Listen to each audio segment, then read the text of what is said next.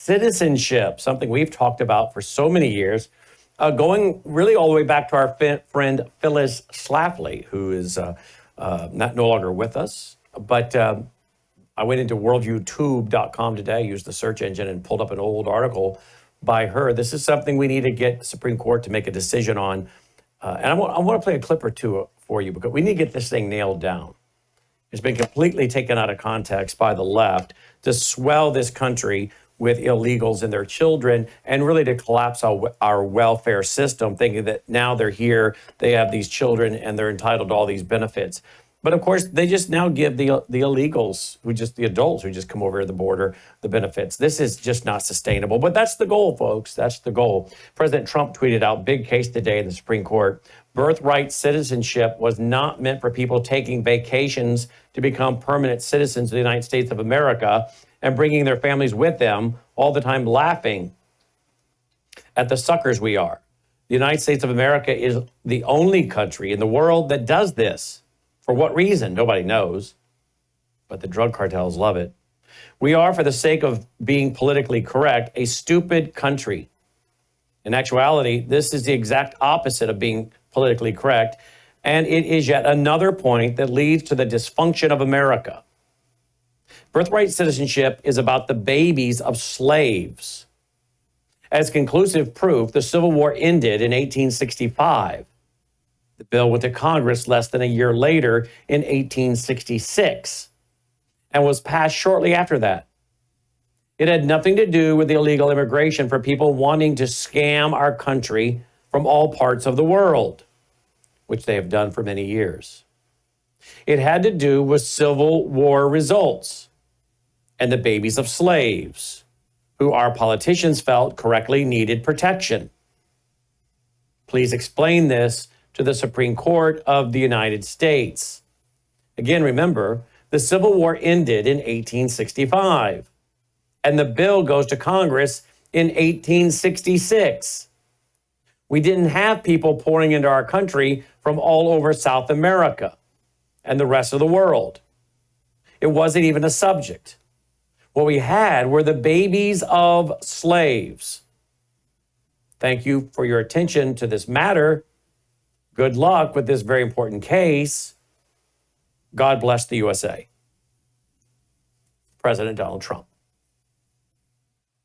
Well, one thing we've learned today is that, sadly, President Trump's worst pick for the Supreme Court was Justice Amy Coney Barrett. I hate to say it, but she just seems like she has a serious attitude problem. A serious attitude problem. She seems to actually have a massive disdain for the man that appointed her. I don't know who told him to put her in there, but she has been a disaster for the Constitution. Do you want to hear a little bit of the hearings today? Before the court? The Solicitor General, David Sauer, he's the male voice you're going to hear. The female voice is that of Justice Sotomayor. Listen to this, folks. Right now, we have multiple courts. We have novel courts who've percolated this issue and said, you're violating precedent. Not only precedent, but the plain meaning of the 14th of the Constitution. Respectfully, I think what we have are lower courts making snap judgments on the merits that ignore the fundamental principle of the 14th Amendment, that it was about giving citizenship to the children of slaves, not to the children of illegal immigrants who really were not even a very discreet class at that time. And that's the sort of argument that deserves percolation. There were some people in Congress who argued against the 13th Amendment just because of that. Some people who argued against passing the amendment just because of that, because it would give citizenship to gypsies.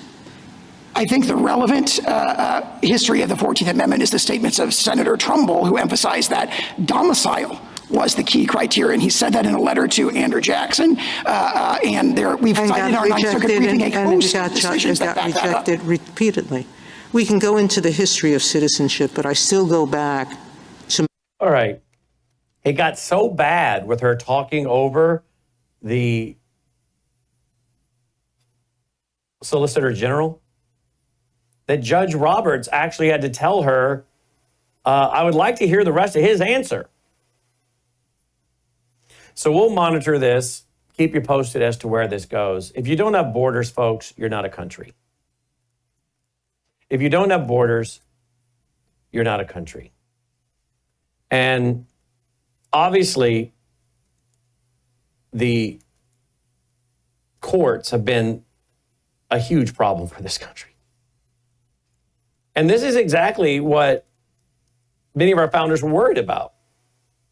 They were worried about what the courts were going to do to this country, runaway courts. And here we have it.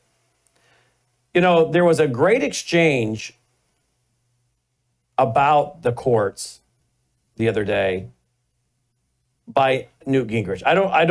I've been critical of Newt to some degree over the years, due to his pushing of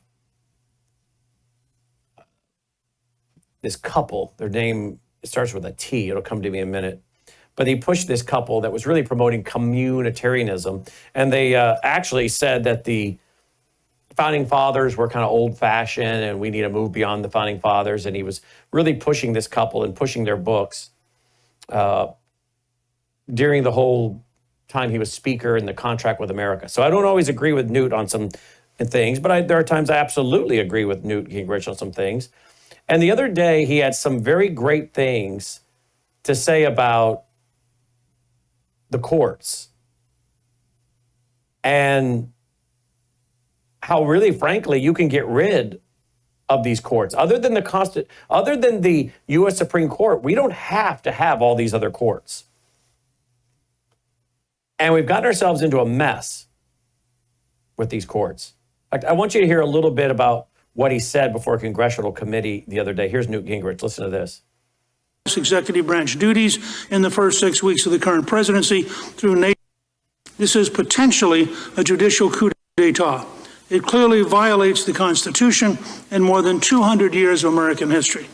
To set the stage for this hearing, let me mention 12 former federal judges appointed by President John Adams: Richard Bassett, Egbert Benson, Benjamin Bourne, William Griffith, Samuel Hitchcock, Philip Barton Kay, Jeremiah Smith, George Keith Taylor, Oliver Wilcott Jr., Williams McClung, Charles McGill, and Williams Tillman. President Adams appointed these federal judges on his way out of office to hamstring the incoming President Thomas Jefferson's agenda. President Jefferson concluded that impeaching the judges would take too much time. He and the Congress simply abolished the courts in which they served via the Judiciary Act of 1802. Okay, did you hear that, guys? He just simply abolished the court. He is setting out the legal and historical precedent for just abolishing a lot of these courts. And do you notice what it was done for? To hamstring the next incoming president. This is a constitutional balance of power. The legislative and executive branches can reshape the judiciary branch. It is a useful reminder in considering the current situation. Unelected lower court judges have been steadily grabbing power for years. It was such an obvious threat that in 2012, Vince Haley and I wrote, "Bringing the court back under the Constitution." It is an historic study which I am submitting for the record. According to Harvard Law Review, there were 96 nationwide injunctions ordered by district courts from 2001 to 2023. Two-thirds of them, 64, were issued during President's time in office. Furthermore, 92% of the injunctions against President Trump were issued by judges appointed by Democratic presidents. Since January 20th, 2025, lower courts have imposed 15 nationwide injunctions against the current Trump administration. This is compared to 6 during George W. Bush's 8 years, 12 during Barack Obama's 8 years, and 14 during Joe Biden's 4-year term. The notion that unelected lawyers can micromanage the executive branch and override a commander. All right, that's right. By the way, you guys see our buddy Congressman Glenn Grothman sitting there for those watching by television. So we should probably get him on about this. I want to back up to a little bit of what Newt just said there. Listen to this. Term. The notion that unelected lawyers can micromanage the executive branch and override a commander-in-chief who received 77.3 million votes should trouble every American. Indeed, it should. When you could actually just abolish these courts. This is particularly troubling for issues of national defense and public safety. Around 500 BC, Sun Tzu asserted in The Art of War that, quote, speed is the essence of war. How can the United States have speed in national security issues if opponents can judge shop to find someone ambitious or arrogant enough to block, repudiate, or delay the president's decisions? There are 677 authorized district judgeships. How many think they can override duly elected presidents? This summary statement has 4 propositions. First, the courts have often been challenged. President Jefferson wrote, quote, judges as the ultimate arbiters of all constitutional questions would place us under the despotism of an oligarchy, close quote. President Andrew Jackson was in constant fights with the Supreme Court. President Abraham Lincoln made the Dred Scott decision expanding slavery a centerpiece of his 1858 senatorial campaign. In his first inaugural, President Lincoln warned that if the Supreme Court held supreme rule, quote, the people will have ceased to be their own rulers, having to that extent practically resigned their government into the hands of that eminent tribunal, close quote. Second, as the Judiciary Act of 1802 proves, the legislative and executive branches can constitutionally defend their rights, and they have in the past. It is historically and constitutionally wrong to think the legislative and executive branches are helpless against judiciary actions. Third, the Supreme Court could intervene to eliminate this attack on the executive branch by district judges. Chief Justice Roberts could end the growing confrontation by establishing a rule that any nationwide injunction issued by a district court against the executive branch would be suspended in implementation and immediately taken up by the Supreme Court. This would remedy the lengthy appeals process. Fourth, the Congress and the President can take decisive steps toward bringing the judiciary back into a constitutional framework. This hearing is a good first step. There could be a series of hearings on the constitutional and historic framework which ensures no single branch of government can acquire dictatorial powers, specifically the judiciary and this committee. These hearings would educate the members and the American people. They would create a national understanding of the need to defend the Constitution. Yeah, and the executive branch and the legislative branch could just actually do away with a lot of these courts. Newt Gingrich talked about that too. I can see if I can find that clip. Newt Gingrich on eliminating lower courts. See if you can find it too in there, guys, please. It was a great exchange. He was just doing it off the cuff the other day. It was in this hearing, but he was just doing it right off the cuff. And Newt is a smart guy. I don't agree with him again on everything, but he's a smart guy. And he can go back and forth off the cuff because he's a historian. He knows his topics. But to think that the legislative branch and the executive branch can be ruled by a bunch of unelected, black-robed thugs who don't have the constitutional power to do this, they should absolutely be eliminated. And they can be. Newt's made the case. It's in history books. We'll be right back. Hello, I'm Brandon House. Is the government tracking you? Do they have access to all your data? Well, if you go to worldviewtalk.com, you'll find out about a cell phone company that, well, does not store your data. They don't do that. This is what they're known for. They don't store your data. You have privacy. You're not being tracked. That's why a lot of folks are turning to worldviewtalk.com. You'll find their prices are very competitive. All the details are there at worldviewtalk.com. Again, worldviewtalk.com. Oh, while you're there, not only do they have cell phones that aren't tracking you, you can find out about how to get a satellite phone. Should the whole system go down and you want to communicate with a family member or a loved one, you might want to have a satellite phone. Or how about their solar generators? They have great solar generators. Check them all out right now. Worldviewtalk.com, worldviewtalk.com.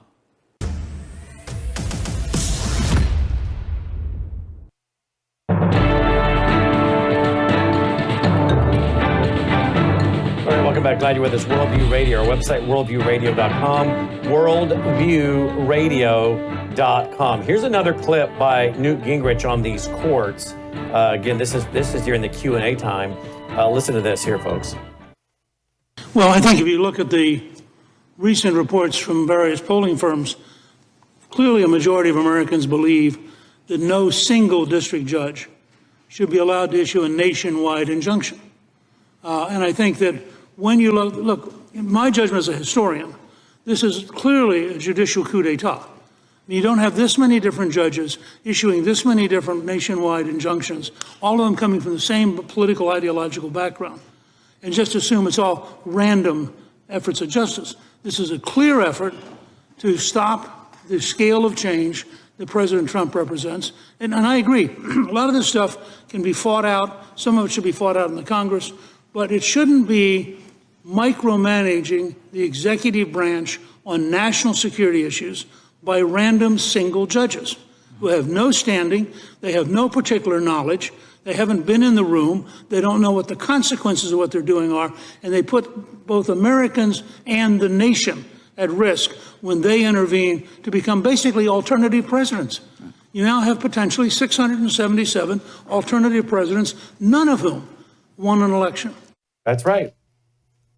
100% right. I mean, and most of these judges are compromised.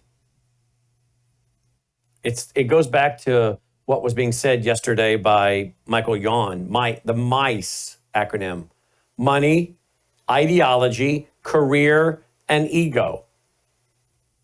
Well, for a lot of these judges, it's just their ideology. For some of them, it's money.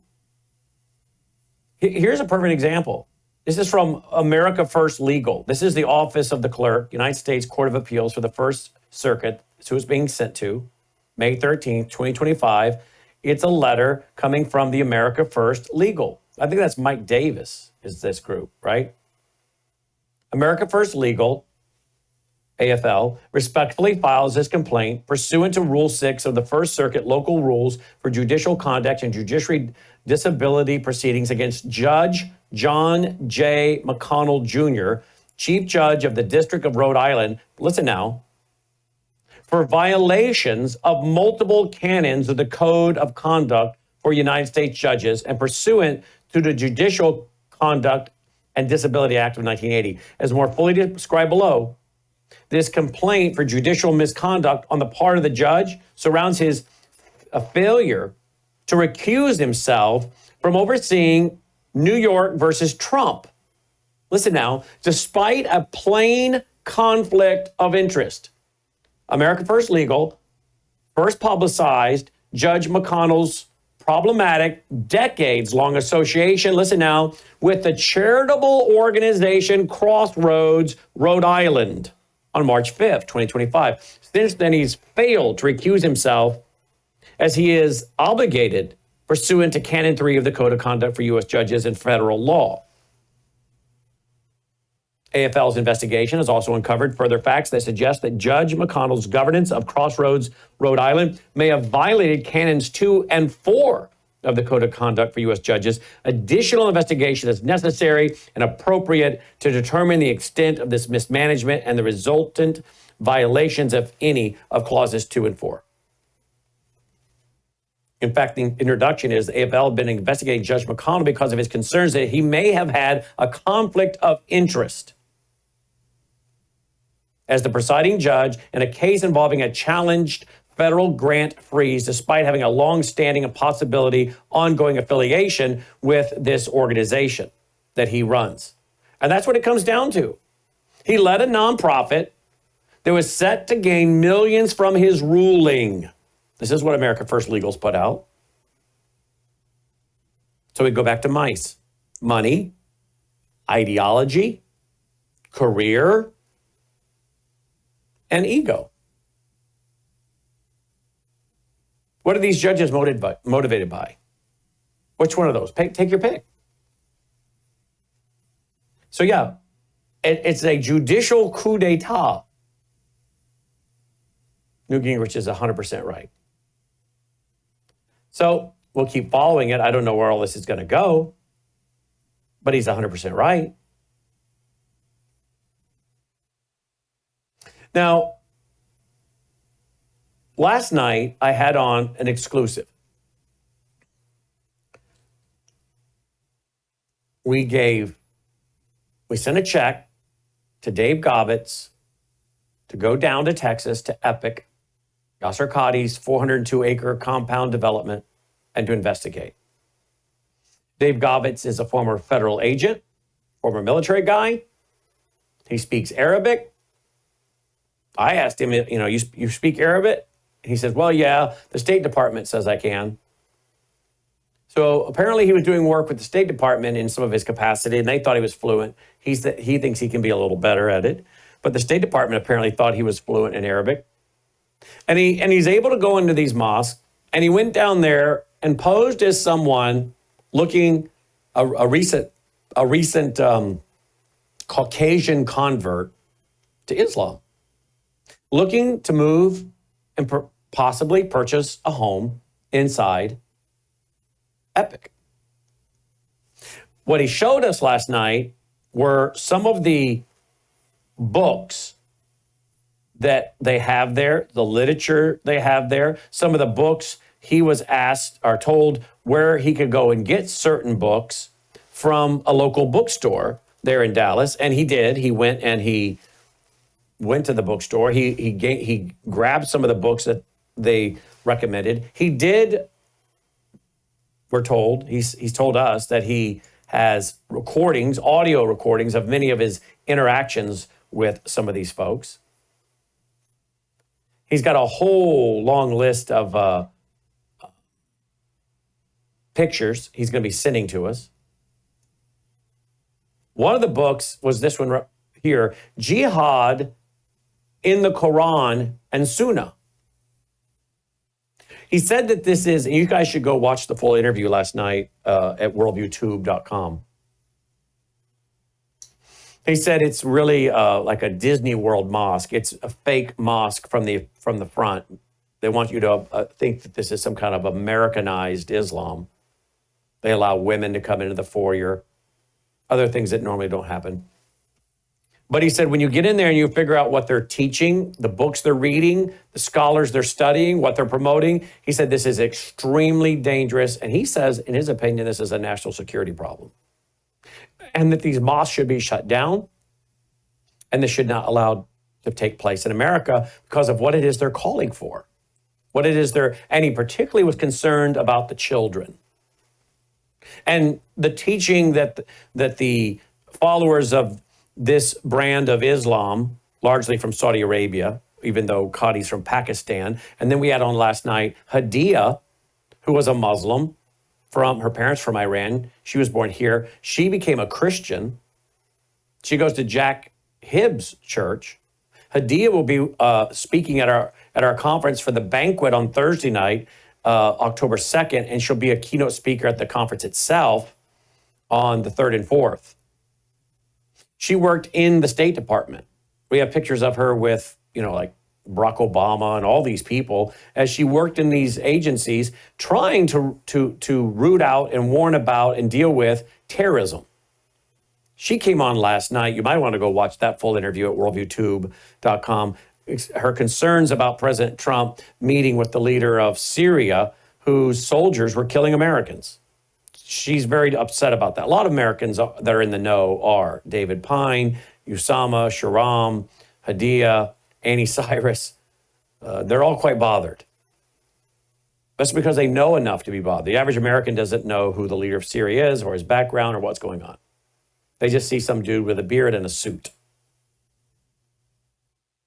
But in this mosque, David says they're teaching that, and by the way, there's this relationship theologically between Pakistan and Saudi Arabia. So yes, Yasser Qadi's from Pakistan, but this is a flare of Saudi Islam. And of course, they're following the prophet and do what the prophet did, mimic the prophet. What did he do? He took his bride at 6, consummated at 9. David expressed multiple times last night his concern for the children. He said the homes are anywhere from $1 million to $1.5 million or more. He said that some of these homes are 6 to 8 bedrooms. And I said, is that because they have a lot of children or multiple wives? He said, my guess is they have more than one wife and they're having children with these multiple wives. He sadly went on to say that he believes Texas is compromised. Again, mice, money, ideology, career, ego.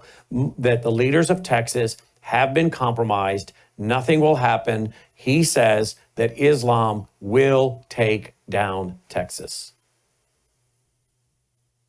He also fears that Islam is going to eventually take down the United States of America. Here's the question I have. Is God going to use Islam to judge America?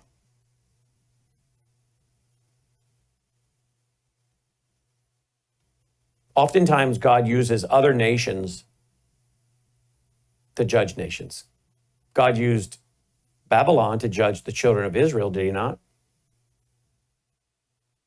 You can go to the little book of Nahum, and don't you see God using an outward nation to judge? And the prophet Nahum is writing about it. The people have become wicked. They have invented ways to rebel against God. And then eventually the nations that God uses to judge a particular nation, those people end up getting wiped out. I have to wonder, is God going to use Islam to judge America? And then is God going to wipe out Islam, particularly at the Gog-Magog war? God himself will take them out in huge numbers. Supposedly, I guess the dead of Israel's enemies, those Islamic fighters, will take Israel 6 months to bury the dead of their enemies inside their border. I don't know if we're going to be here during this. Last night, Hadiya and I were talking. We agree on eschatology, end-time beliefs. And Hadiya said, I agree with you, Brandon, because I posed the question, is God using Donald Trump to lay out and prepare the stage for the fulfillment of Bible prophecy, a coalition of nations with agreements that just need to be put into place? The Oslo Accords, the Camp David Accords, now maybe the Abraham Accords. And there just needs to be a man who shows up on the scene to confirm these treaties. Remember Jimmy DeYoung and so many of the people, Dr. John Whitcomb, and so many believe that these treaties will already be written. They just need to be put into place. Is God using Donald Trump to give us a little period of time of liberty, freedom, maybe to see more people come to Christ? God desires that no one should perish, but all should come to repentance. Is God giving us a little bit of freedom here, folks? A little bit of breathing room for the proclamation of the gospel?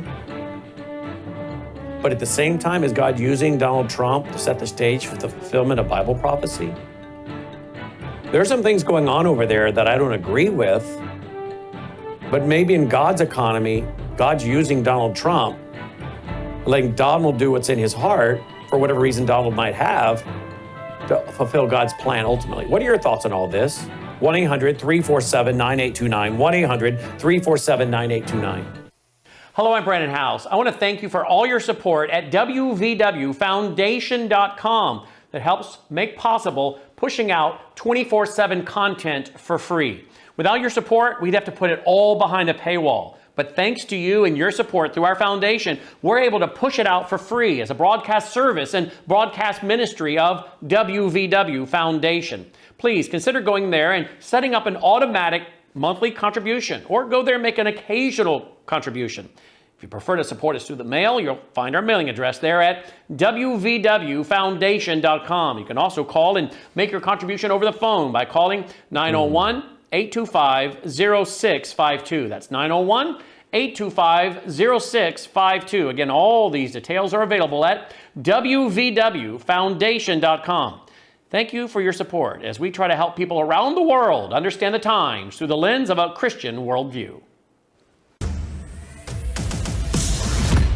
1-800-347-9829, 1-800-347-9829. Your thoughts, your comments, your questions, 1-800-347-9829. 1-800-347-9829. What are your thoughts on what's going on in the Middle East? What are your thoughts about the stage being set for Bible prophecy to be fulfilled? What are your thoughts concerning the courts? Do you think as Newt has just said, we heard, we're in a judicial coup d'etat. What are your thoughts about all that? What are your thoughts about what we reported with our exclusive investigation into Epic? Again, we sent a check to David. Said, David, here is a check for your expenses, for your time, for your travel, your lodging. Go down there. And he went down there and he says, this is a big, big problem. But it's not just in Texas, it's spreading all over the country. He does not see Islam stopping. He sees it swallowing up America. And I'll tell you right now, this is a major issue that is not being addressed by this administration and certainly not by Congress.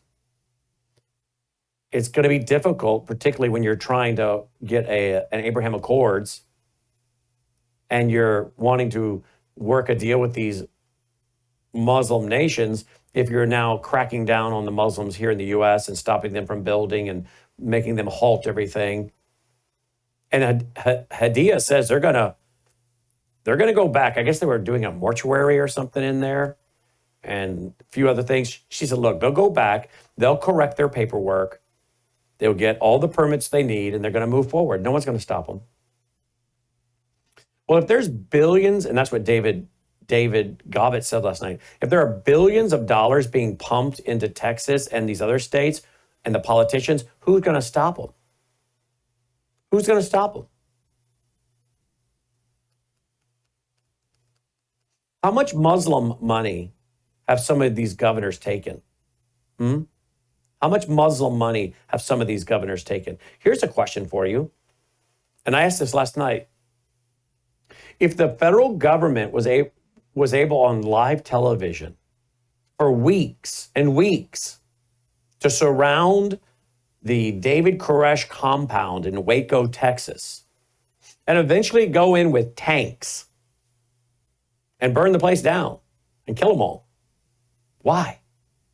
Why? What were they accused of? Supposedly, that they were radical, they were extremist. Well, I wouldn't agree with his eschatology, his theology, but we do live in a country where you can have freedom of religion and have different beliefs. What was the threat? What threat were they posing? Well, some say the children, but wasn't there a social worker that went in there and said, no, the children are fine. We'd go in and check on the kids anytime we want. There's nothing going on. Wasn't there people who went in there undercover that were saying there's nothing going on here? David Koresh would jog off the compound. They could have grabbed him then. He had a band, and they would go play at honky tonks or whatever it is they were doing and picking up side money. You could have grabbed him then. But I think everybody knows that Waco was about trying to show the need for more money for the ATF and these other government agencies, and we need more money. But all the reasons we were told Waco and that compound and those people were a threat. But wait a minute. These mosques that are being funded by some of them terrorist states, or at least Muslim Brotherhood, which is tied to Hamas,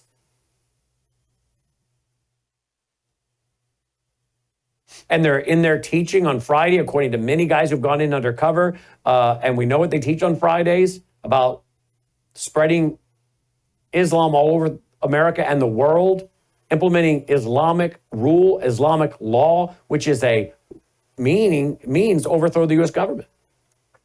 Their own Muslim Brotherhood explanatory memorandum says we're going to get the Americans to destroy their own house by their own hands and bring it down.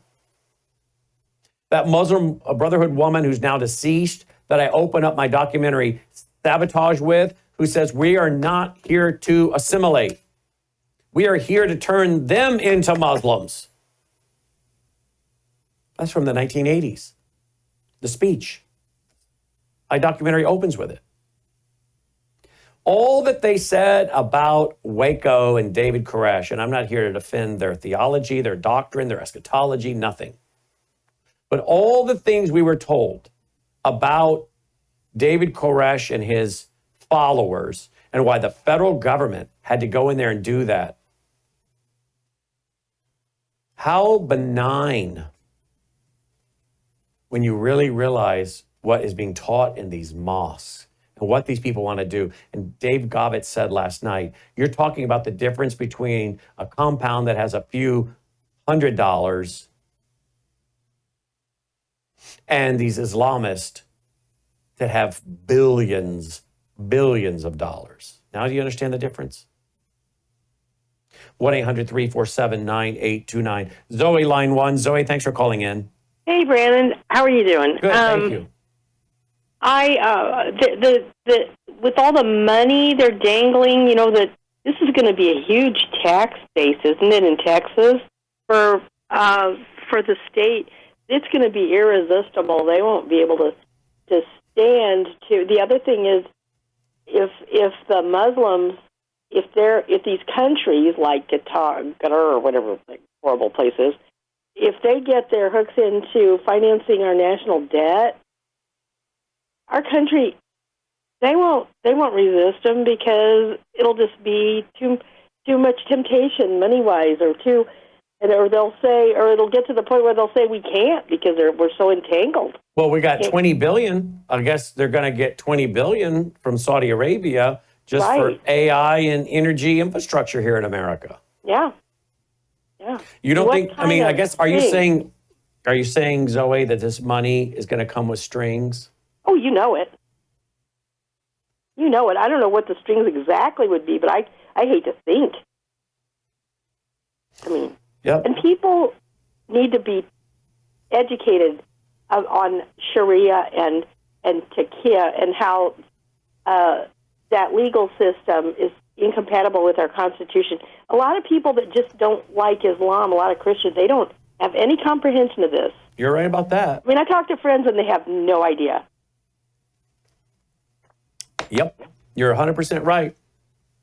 Thanks, Brandon. And you know what's ironic is that you got Mark Levin. He's quite upset about this, and I don't agree with Mark Levin sometimes for sure.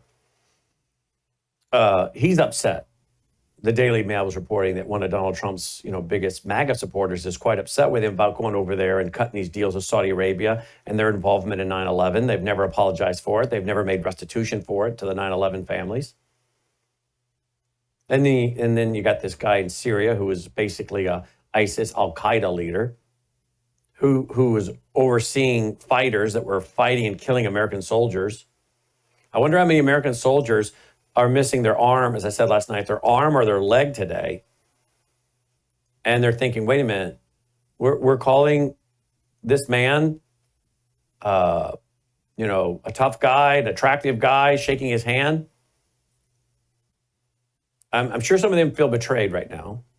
Now, on the pragmatic side, I think I know what Donald Trump's doing.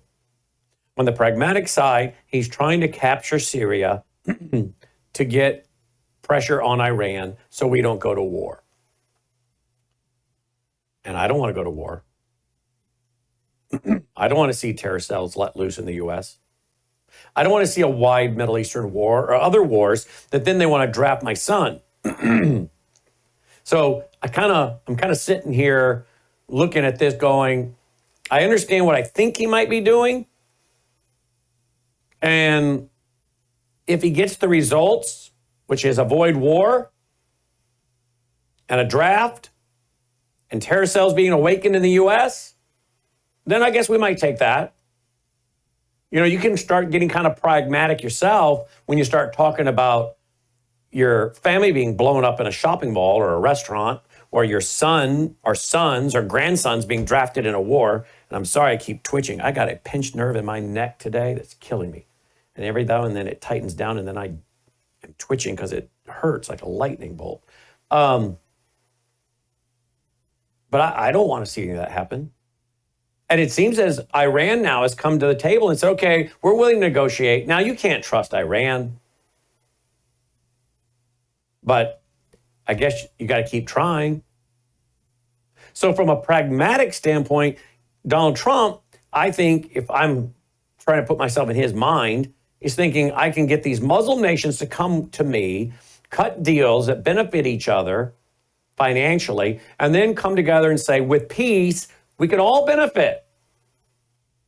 And then maybe those Muslim nations can bring Iran to heel. Or if not, all these nations agree we're going to isolate Iran and collapse it from within.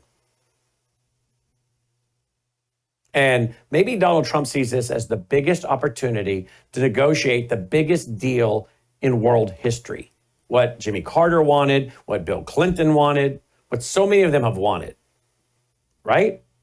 But in God's economy, God may be using what's in the heart of Donald Trump and letting Donald Trump do what's in his heart, for whatever motivation that might be, to set the stage for Bible prophecy to be fulfilled. See how this works? Let's go back to the phone lines. Ryan, line 2. Ryan, thanks for calling in. Go ahead, Ryan. Oh, hi, Brendan. Say, keep an eye on, I'm a born-again Christian, trusted Christ as my Savior, and keep an eye on Daniel chapter 7, verse 4. Every Christian in America needs to keep an eye on this verse because it's very possible that the ultra-Orthodox who, beloved on account of the patriarchs, but enemies on account of the gospel, it's very possible they believe the United States is the lion with eagle's wings, and if they're going to get so-called Messiah, whoever that is, I know it's Jesus, but they don't. If they're going to get their Messiah to come, then they kind of have to go through this Daniel 7 progression of lion, then bear, then leopard, then the one world government. And it could be a longer process than we're thinking. A lot of American teachers are saying, oh, the one world government's about a week away, but it could be it's a long process. So Just keep your eye on that. Yeah, it could be a long process. That's right, Ryan. And then when we get into Daniel, and of course, Daniel's the foundation for Revelation, we see that Antichrist himself has to rip out 3 of them by the roots. So the Antichrist comes as a man of peace, but then he has to go and make war to even get his new world order into place. So you're 100% right. The new world order is not right around the corner. The new world order is going to have to involve, that doesn't mean the foundation for it isn't being laid, but the new world order is going to involve a leader. First of all, you have to have a global religion of some kind, which is described as the woman who sits on many waters, the harlot who sits on many waters, Revelation 17:1. And then the Antichrist uses that to come to power. And then as this man of peace, we see with the different seals that are broken, the horseman of the apocalypse, we see a man of peace becomes a man of war. And he has to rip 3 of these nations out by the roots to get what he wants. So you're right. The New World Order being established still has to have a lot of things come to pass. And I don't know how long that's going to happen. The question is, could something like the removal of Christians speed all of this up and the desire for a one world leader, maybe a technocratic leader? 1-800-347-9829. Let's go to Bill in Nebraska when we come back, and your calls as you get on board. Hello, I'm Brandon House. Hey, consider going to MyPillow.com right now and get your pet a pet bed, just like my beloved Delta has right here in my office. Not only can you get pet beds, but you can get sheets, towels, blankets, and so much more. Slippers, sandals, robes, beach towels. It just goes on and on. But please go to MyPillow.com and be sure to use the promo code B66. When you do, not only will you receive savings, but a generous percentage of each purchase comes back to continue supporting this 24/7 free broadcast outlet.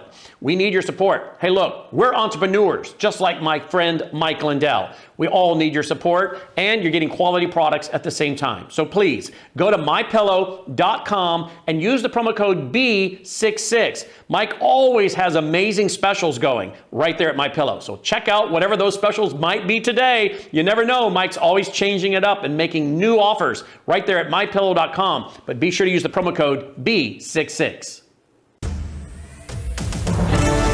1-800-347-9829, 1-800-347-9829. I just saw an order come in from Delaware. Someone just ordered up a pack of 20 business cards. They're absolutely free, and you can get a pack of business cards. They just simply say Worldview Tube, built on the 35 years of Worldview books, columns, research, analysis, high-profile interviews, and the radio and television broadcast of Brandon House. And then on the back, it talks about what we do.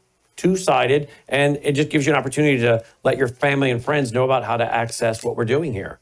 If you want to get a stack of 20 of these, they're absolutely free. Pass them out and go back and order another 20. We'll send them to you free of charge.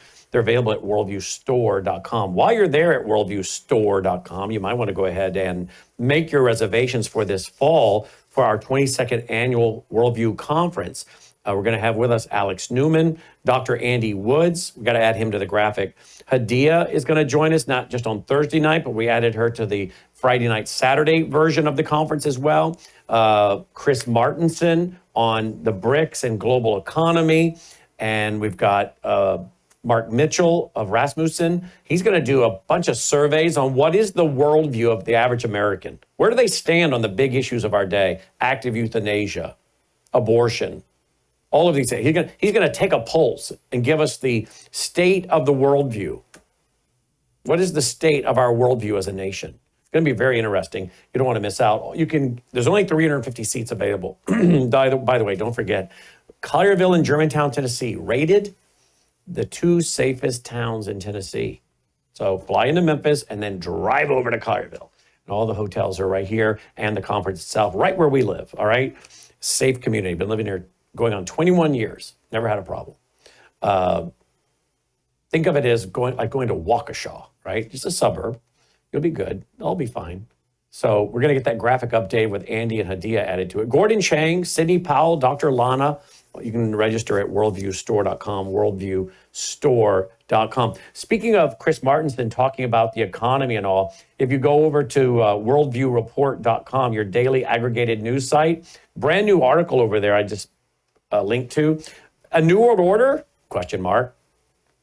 The BRICS summit could change everything this July. We're going to get into this tonight. How many of you knew? How many of you know that leaders from all over the globe will converge on Rio de Janeiro? Kind of like reminds me of the Earth Summit in Rio back in 93, 92, 93, 93, I think it was. Maybe it was 92. The Earth Summit in Rio. Remember that? George H. went. Maurice Strong, the UN, Agenda 21, Agenda 2030. They sure like to go to Rio when they implement their globalism. Well, they're all getting together this July, and it could change a lot for the world. We'll get into that tonight. By the way, did you know the airlines are also preparing for nuclear war? Yeah, the airlines. How many airlines are ready should there be an EMP, or would planes fall out of the sky? Very interesting article over at the Wall Street Journal. I'm going to get into that tonight, too, on Brandon House Live. Let's go back to the phone lines. Bill in Nebraska, line 3. Hi, Bill. All right. Brandon, I want you to identify 2 people for me. Okay. So the first one is this Pope. Now, he was born in Chicago, but that doesn't make him an American. What is his nationality? And the second question, I'm going to go ahead and ask both questions. And the second question is, you were talking about that guy from Syria. And so I want to, and you said he was from ISIS, but I want to know what kind of a Muslim is he? Is he a Sunni or one of the other varieties what? I don't get it. Yeah, I have to look. Is he a Sunni? Is he a Shiite? I think off the top of my head, I want to say he's a Sunni, but I'm going to have to double check that real quick. Pope Leo. Well, you're right. He was born in Chicago. And as far as, any other background on him, I'm looking here. I mean, I just see that he's born in Chicago. What do you think about his nationality? I don't know. That's why I want to know. I don't know. I cannot figure it out. He does speak. Somebody said he speaks fluent Italian, though. So he could possibly be Italian because there are Italian people in South America, and so I don't know. He comes from a mixed race family. Really? His maternal grandparents are black. Really? Mm-hmm. Okay. So yeah. Why? Yeah, they're from New Orleans. Still didn't help me. I was looking to see if he was Jewish. Well, then he would be the false prophet. Then. Oh, okay. That was my next question. What is it you're thinking? Yeah. Yeah. So if he's not the false prophet, he's probably going to be dead in 30 days. And so we're going to have to get a new pope. Yeah, we might be going through this process again. You never know over there, right? You might want to have a food taster in these jobs. Yeah. By the way, thank you for the call. By the way, he thinks the false prophet be Jewish. It talks about the Antichrist comes up out of the sea. And so many people believe that speaks of the Gentile nations, whereas the false prophet comes out of the land. And many think that might actually mean the land as in Israel, so that the false prophet would be Jewish. So this is, again, something theologians debate. We won't start a new church denomination over it. But if you're wondering why is he saying the false prophet could be Jewish, is because some scholars say when it says that the two beasts, it talks about the first beast, the second one being the false prophet comes up out of the sea, out of the land, then that could mean the land of Israel. He's Jewish. That's where that's coming from.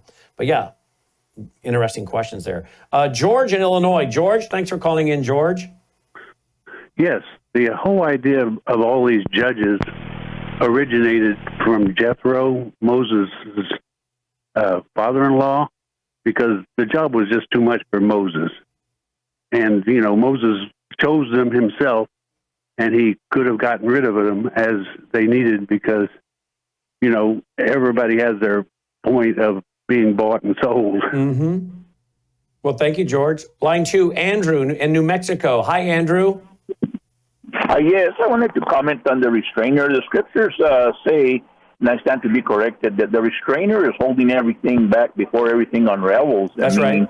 The God's people and the Holy Spirit being removed before everything unravels. And that can happen real quick. Like, supposedly they already have the plans for the temple, for the heifer to be sacrificed. And supposedly, I was talking to a good friend of mine who's Jewish, that temple can be built in 3 days with modern technology. So everything can unravel real quick, 100%, real fast. And 100%. I think with this peace talks all over the place, Middle East and whatever, I think they're just prophecy being fulfilled. I think you're 100% right, Andrew. I think the stage is being set for it to be fulfilled. And when you go to the first chapter of Revelation, it says when these things begin to happen, they will happen quickly. In the original language, that means quickly, meaning fast, just like you're talking. Stay tuned for Crosstalk. Take care. This has been Worldview. And that's our broadcast on those stations. We're back with WROS out of Jacksonville, Florida. And, of course, here on Worldview Tube. President Trump actually, on another topic, is getting some help from some Democrats for a change. We have a Democrat representative who actually wants to take the lower prescription drug price, the executive order by President Trump, and actually get that into law. Well, there you go. Finally, some Democrats saying, let's help President Trump get his executive order into law. Listen to this. Today, to introduce as legislation President Trump's executive order for the most favored nation status on drug pricing. My legislation will codify President Trump's executive order, which basically says that Americans should not pay more for drugs than people in other countries and other parts of the world.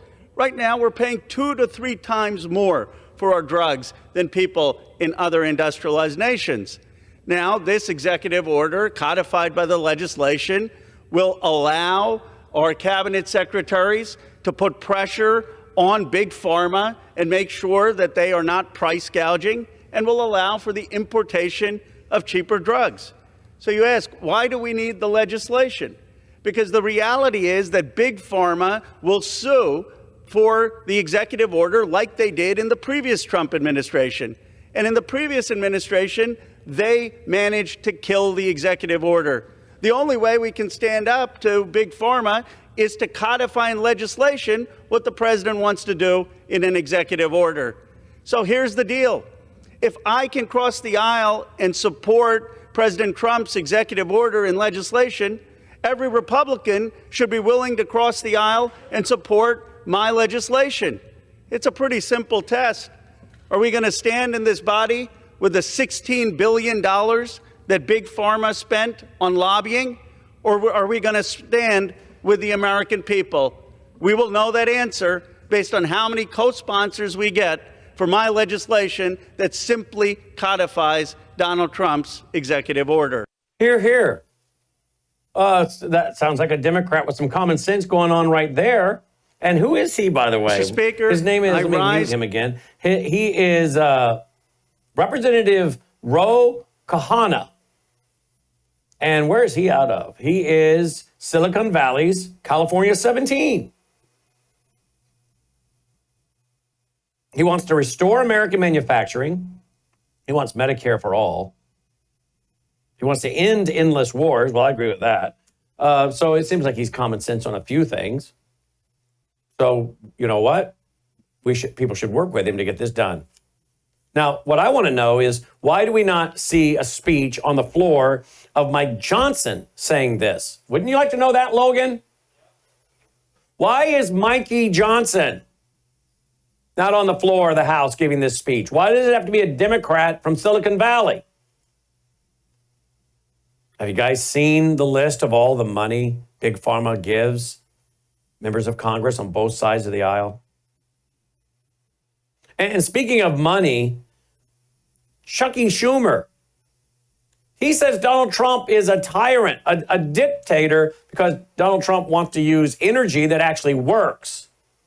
Coal, fossil fuel, instead of, well, you can't run the grid on solar and windmills. They're great. Solar generators are great for charging and running your refrigerator if the power goes down, or your coffee pot, and those kind of things. And solar energy might be great for putting on the top of your house, for running your house, but not the whole stinking grid. It's common sense. But is Chuck Schumer bought and paid for by China, as Donald Trump says? And all the chips and all the solar panels manufactured in China? Who's paying Chucky's bills? But Chucky Schumer says, Donald Trump's a dictator because he doesn't want to go for solar power. Listen to this. Donald Trump hates offshore wind. He hates offshore wind because supposedly years ago they built a wind farm off the coast of his Scotland golf course. He fought to kill it, he lost. So now he's taking it out on all offshore wind to the detriment of the American energy needs. In a way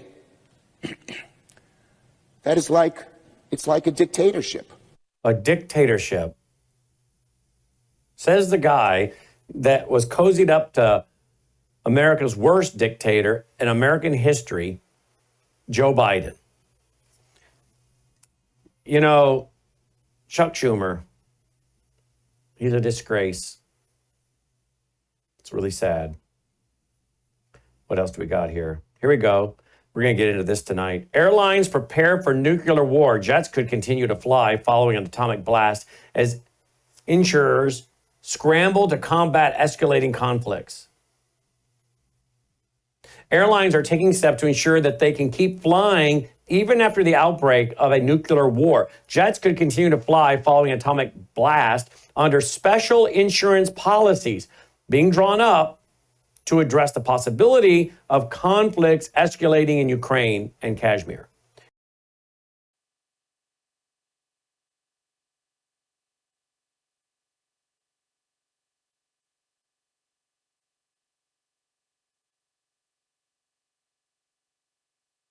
You're watching Worldview 2, built on the 35 years of Worldview books, documentaries, research, high-profile interviews, and the radio and television broadcasts of Brannon House. Colonel Rob Maness has a lifelong record of providing dedicated service to this nation. Having worked his way up from the enlisted ranks to full colonel, he served our country for more than 32 years. He has served as a bomber squadron commander, bomb disposal technician, Joint Chiefs of Staff Operations Officer, assisted the National Security Team with the campaign plan for the global war on terrorism. He authored the first theater nuclear war plan and served as the Vice Commander of America's largest airborne intelligence wing. Colonel Rob Maness is a true American hero.